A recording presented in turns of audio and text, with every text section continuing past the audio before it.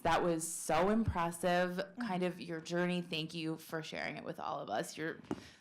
As was said, you have a lot more self-awareness than we do. But I wanted to ask a little bit about being in this program in high school and, you being in the program, kids not in the program. Was there any stigma or any feelings from other kids kind of like, oh, they're in the WOW program? And what did that mean and what did that feel like? So in our school, everyone really wanted to be in WOW. After a freshman year and they saw like how good we were doing, and we were always talking about it, like we would talk about it without people even asking us. Like we'd be like, oh, we going to WOW, like we can't wait to be in WOW. And the girls were like, I want to go to WOW too. Like y'all having fun, y'all talking to each other, y'all making new friends. Like I want to be there too. So it wasn't like, oh, those girls are in WOW.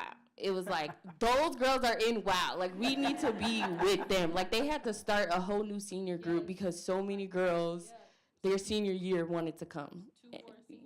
Two more. So in our school, people really loved WOW. Like, they wanted to be a part of WOW and, like, help WOW, like, all the time.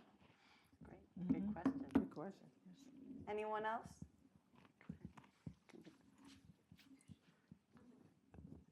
I just want to echo what everybody has said. You guys are fabulous. And thank you so much for sharing your journey. I do have a question because I know not everyone, to your point just now, not everyone participates in WOW. Not all girls within the school participate. But I'm wondering, who do you think can benefit from WOW? I honestly think I'm glad that YouthGuidance has a boys and a girls, because men, as black men here, like they need help.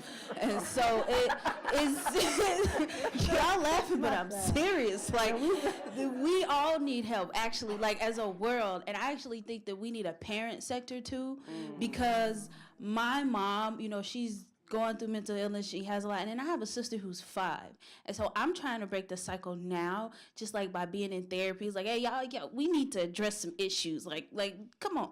And I really think that if we had a parent sector, it could cut a lot of the issues we have today, because me, and then like if I wasn't stopping the cycle and I decided to have kids, that would trickle down, and it would trickle down, and it would keep going until who knows how long it might take for them to wake up and be like, what's really going on?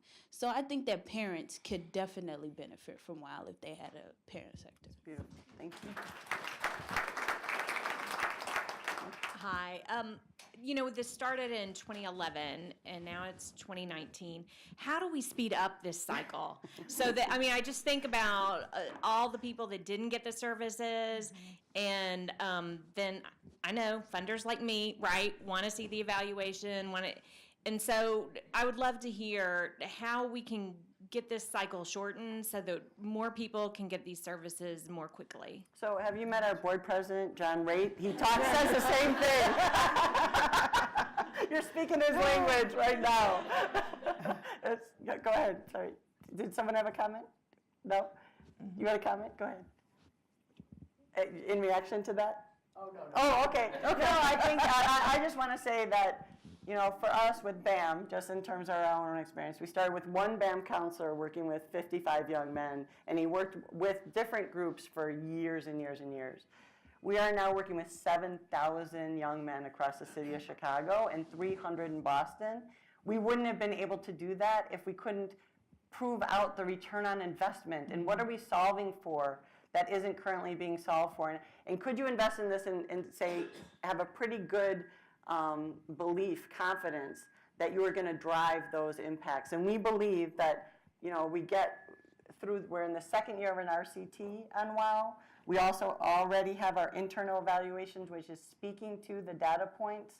But we do believe and hope that having the evidence base, we've developed the rigor around how do you replicate. I think that's something else is needed is, you can speed it up if you've built up the capability to replicate at a much more socially significant scale. And I think as an organization, we've been learning, we've developed that muscle, and we're absolutely partnering with other organizations to help them and how they build that muscle too. And I think the more people write about it and talk about it, I think that will accelerate that kind of important feedback loop. But, unfortunately, sometimes the ability to grow the program comes only attached to the ability to evaluate the program. And so what we want to do is, now that we've proven it out, we want to inform policymakers so that decisions around investments at the federal level, at the state level, at the local level, are often need to be tied to these practices, these approaches are evidence-based. Yeah, if I could just add a little bit. The randomized control trial for BAM was really the springboard for us to launch the growth of BAM. And we went from a couple of thousand young men to the 7,000 plus that we have today. The further evidence of success that we've had is we're on the cusp of being able to launch this in multiple cities with the BAM program. We would hope that the evidence produced by the randomized control trial for WOW will help us launch the same kind of growth trajectory. It's a few years behind BAM, but we know that we have the ability to take these programs to scale. We now know that we have the ability to take them to other cities. And we really, at this point in time, once we have the evidence helps us to secure outside funding. And so at this point in time, for the WOW program, our only barriers, we believe, are having the evidence to show people and getting the funding to expand. Yeah, and truth be told, we're in 31 schools with WOW? 41. We're in over 100 with BAM, and every single school that has BAM wants WOW. Every principal, and like you said, the boys are a mess. They're saying the girls are a mess. We need WOW. So any help you can provide in getting us there, it really is a resource mobilization challenge. You had a comment? Sure. Hi, my name's Robin Gable. I'm state representative from up from Evanston Thank you. at the State General Assembly. And I just am very impressed with the program. I really appreciate the evaluation. I think we need evidence-based programs because we spend a lot of money at the state. Most of our money goes to human services, healthcare, education, or public safety. So that's where the bulk of our money goes. And we need to be funding programs that are evidence-based. Absolutely. So thank you so much for sharing with us today. And I really hope that you become our future political leaders. That's right. Yeah, thank you. Yeah. So go ahead. In the back. Can we get the mic back there? Thank you.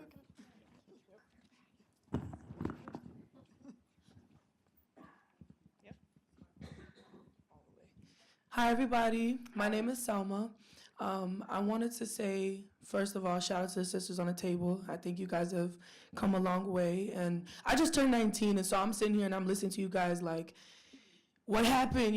Where was the program for me? I was in 7 different alternative schools, but now I'm working in a lot of different non-for-profits, and I'm trying to do more youth work because I'm from the South Side.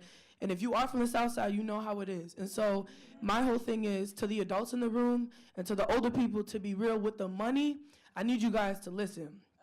What we need safe environments to go, to have conversations, to become friends. We need safe places to go. We need a platform to be created by y'all, because I don't have the money to maybe rent a place like this, or I don't really have, a big enough car to fit 5 girls in the van to take to the community center. So we need these types of platforms to be created for us in order for us to come together and have conversation. One of the sisters on the table also said that something that was very important to her was just talking, and she forgot how she needed to talk until when she started talking, then she realized, man, I never had an opportunity to really let this out and talk. And I know, for example, even to be real with a lot of young Black women, it's a lot of different boundaries and barriers that we have set up because, as Black women, we go through a lot in the work environment, school, with boys, comments about you're not light enough, you're not dark enough, you don't look chocolate, this and that, we go through a lot. And so, you feel me, everybody, and then on top of that, you guys, we have to deal with social media.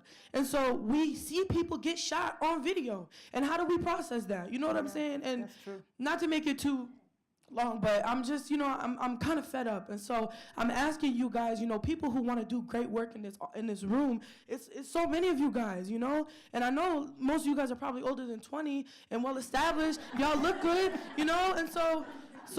Please, if you guys can reach out to more youth and again, like create more opportunities, organizations, reach out to girls in the communities and just let us talk. Let us be friends. Throw us in a room together and let us work it out. We can't do it when we're looking at each other. I'm looking at one and I can't smile at her. I think she's pretty, but she's looking at me. Why are you looking at me some type of way? Everybody wants to fight. It creates a whole different thing. So create these environments for us and you will see, future political leaders. You will see future nurses, future doctors, and you will see women in your position, and in your position.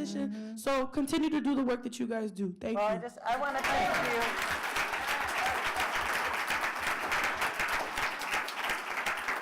So I want to thank you for closing us out with a call to action. Yes, It was a call to action, and you're singing to the choir. Thank you so much for articulating that and with such an impassioned plea, because that's, I think, kind of a shared experience within this room. So thank you so much. Thanks to everyone for being here. We deeply appreciate you spending the morning with us. Hope you feel inspired. Hope you feel supported.